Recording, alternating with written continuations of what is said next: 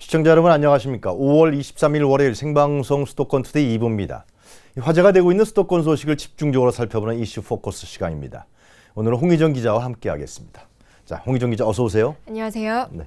자, 박원순 시장이 워낙 심각한 청년 일자리 문제 해결을 위해서 일자리 대장정을 본격적으로 진행하고 있는데요. 네. 이번 주에도 박 시장이 다양한 일자리 대장정을 연다고 하죠. 어떤 겁니까?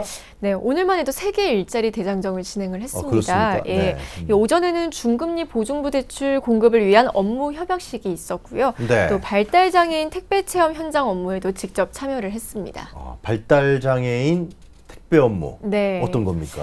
네, 사실 현재 서울에 노원 구립 장애인 일자리 지원센터가 있는데요. 네. 여기에서 이 발달 장애인들이 택배 사업을 지금 진행을 하고 있습니다. 이곳을 모델로 발달 장애인을 위한 택배 그 일자리 거점을 이제 만들겠다는 그런 취지입니다. 그래요. 네. 자, 그런데 현재 노원 쪽에서는 발달장애인 몇 분 정도가 근무하고 계시나요? 지금 현재 노원에서는 발달장애 23명이 인근의 아파트 5천 세대를 대상으로 해서 이 택배를 하면서 연 6천만 원 정도의 매출을 내고 있습니다. 그럼 발달장애인들을 위한 택배 사업 거점 몇 개나 만들어지는 거예요? 네, 우선은 올해는 이 한 택배 회사랑 이제 협약을 맺어가지고 네. 서울 시내 이 4개의 권역에 이 거점을 만들기로 했습니다. 그래요. 네. 상당히 진전된 형태라고 볼 수 있겠네요. 예. 자, 박원순 시장 오늘 발달장애인들과 함께 택배 업무를 하면서 시장으로서 소감이 상당히 있겠네요. 네, 쉽지 그렇습니다. 않았을 것 같은데요. 네.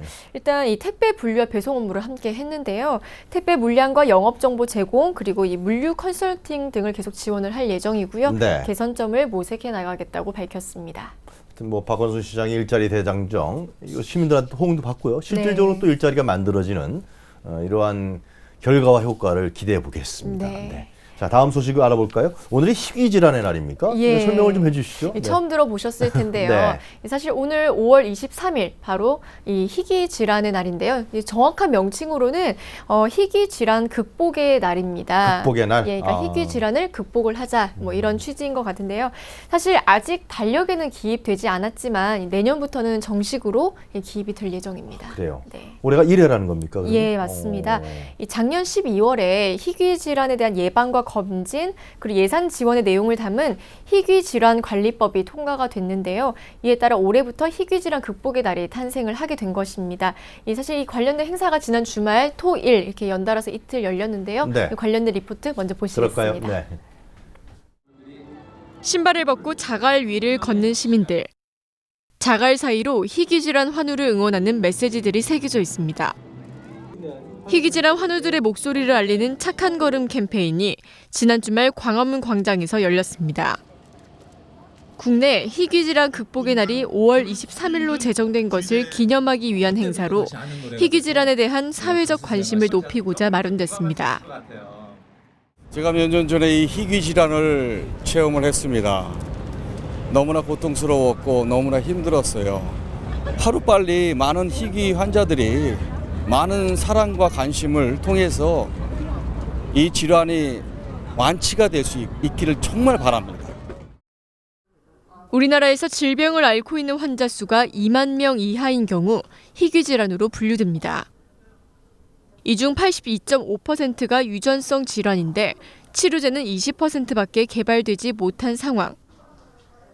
다운 증후군 같은 그런 염색체 질환이라든지 또 유전자 이상이 있는 유전자 변이 질환들 또 유전성 대사 질환 그래서 종류가 한 900여 가지 됩니다. 희귀 질환이다 보니 치료비가 너무 비싼 것도 환우들에겐 고통입니다. 다발성 경화증이라는 희귀 질환으로 고통을 겪고 있는 신현민 씨도 20년 가까이 치료를 받고 있지만 대부분 비보험인 경우가 많아 부담이 이만저만이 아닙니다. 지금 쓰는 치료제보다 효능 효과가 한 단계 업그레이드된 이런 약들이 많이 나오고 있죠. 근데 이제 그런 것들이 아직까지 우리나라에서 건강보험 틀에서 좀 아직 사각지대에 좀 놓여 있다. 그래서 환자들에게 어떤 그런 희망을 좀 안겨줄 수 있는 그런 제도가 좀 시급히 요구되고 있다 이렇게 생각하고 있습니다. 한편 지난해 말 희귀 질환에 대한 예방과 검진, 예산 지원의 내용을 담은 희귀 질환 관리 법안이 통과됐습니다. 이에 따라 희귀질환 의약품을 생산하거나 판매하는 사람에게는 세제 혜택을 주고 희귀질환 치료에 드는 비용을 예산 또는 국민건강증진기금에서 일부 지원하기로 했습니다. TBS 홍희정입니다. 자, 근데 홍 기자 왜 착한 거는 6분입니까? 네, 6분의 어떤 의미가 있겠죠. 글쎄요. 예. 네, 보시다시피 광화문 광장에 이 지하판이나 자갈판을 깔아놨습니다. 네. 이제 거기에 시민들이 신발을 벗고 이제 맨발로 걷게 글쎄 되는데 말이에요. 당연히 아플 거 아니에요. 네, 그렇게 6분 동안 걸었을 때 네. 이제 얼만큼 아픈가 이 고통도 한번 느껴보고 그렇게 이제 느끼면서 이 희귀질환을 앓고 있는 환우들의 아픔은 또 어떤지 한번 느껴보자는 의미에서 6분으로 정했다고 합니다. 그렇군요. 네. 자, 근데 희귀 질환이라는 것이 환자 수가 2만 명 이하일 경우에 희귀 질환으로 구분된다고 했는데 네. 주로 어떤 병들이 있습니까? 네, 이 사실 많이 들어보신 질환으로 보면은 이 터너 증후군이나 다운 증후군, 또 파킨슨병 이런 것들이 있겠고요. 그렇겠네요. 네, 또 무과립 세포증, 다발성 경화증 이런 것들이 있습니다. 이 터너 증후군 같은 경우는 성염색체인 X염색체가 나타나지 않아서 이제 생기는 병인데 네. 이것도 유전성 질환이라고 해요. 그래서 에스트로겐 호르몬이 분비되지 않아서 2차 성징이 나타나지 않거나 월경을 하지 않고 불임 그런 증상이 이제 나타난다고 합니다. 근데 이 역시 해외 통계에 따르면 여자아이 2,500명에서 이 무려 5,000명 중 1명꼴 이렇게 보면 되겠습니다. 참 유전이다. 그 유전적 질환이다. 네. 참 걸린 사람 너무 마음이 안타깝겠어요. 네, 그렇습니다. 전 세계적으로는 희귀 질환이 얼마나 됩니까? 네, 이 정도 리포트에서 보셨다시피 국내에서는 일단 한 900여 가지 정도 되고요. 세계적으로는 한 6, 7천여 종의 희귀 질환이 있는 많네요. 것으로 알려져 있습니다. 우리나라에서는 사실 이번에 희귀 질환 극복의 날이라고 딱 제정이 됐는데 네. 사실 세계적으로는 이미 세계 희귀 질환의 날이라고 이미 제정되어 있습니다. 이 날이 윤달인 2월의 마지막 날인 2월 29일로 제정되어 있는데요.